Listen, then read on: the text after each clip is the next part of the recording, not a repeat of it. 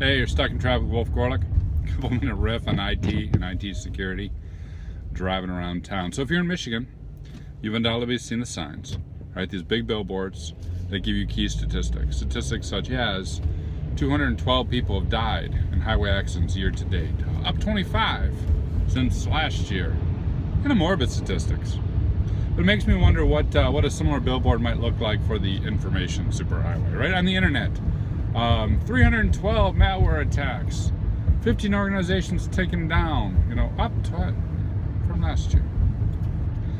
And of course, things like malware and like ransomware become like, close the highway events, right? You get ransomware and you're closing down the highway, you're cordoning things off, throwing up the flares. I don't know if you saw the article on Krebs, but a hospital actually declared a state of emergency due to a ransomware outbreak. Completely crippled their operations for a period of time. They didn't act their DR. Crazy times we live in. It's also a really good attack tactic to break out the old, attack path threat model. Because if you talk to people who are responding to ransomware, especially if they're selling products or whatever, they're all over the map, man. If you only had a next-gen firewall, you'd be okay. If you only had our advanced threat protection, you'd be okay. If you only had us at the endpoint, you'd be okay. If you only had us at the mail gateway, you'd be okay. And you're like, wait a minute, what do I actually need? Where's this going?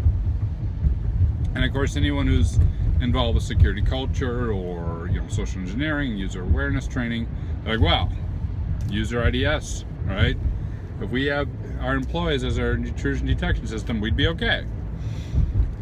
So when things like ransomware spike the charts and make the billboards, what you really need to do is step back and list out step by step what the tactics are that this malware is going to take to get into our environment and get money back to the criminals. Step by step, from the time it goes through our firewalls, goes through our mail gateways, is open on the endpoint, right? The user has an option or not to open that file. The systems have been patched against the vulnerability that malware uses or not. They're running, admin cred so it can spread throughout the entire environment or not. Step by step, tactic by tactic, worst case scenario, list out what ransomware would do, and then look at the technologies you already have in place for prevention detection, and then look at what technologies you might need.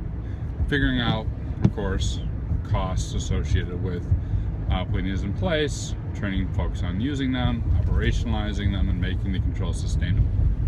Whenever there's a big flashy breach and things hit the billboard, everyone's going to tell you that they can solve your issue. But we all know that every one of those controls can fail.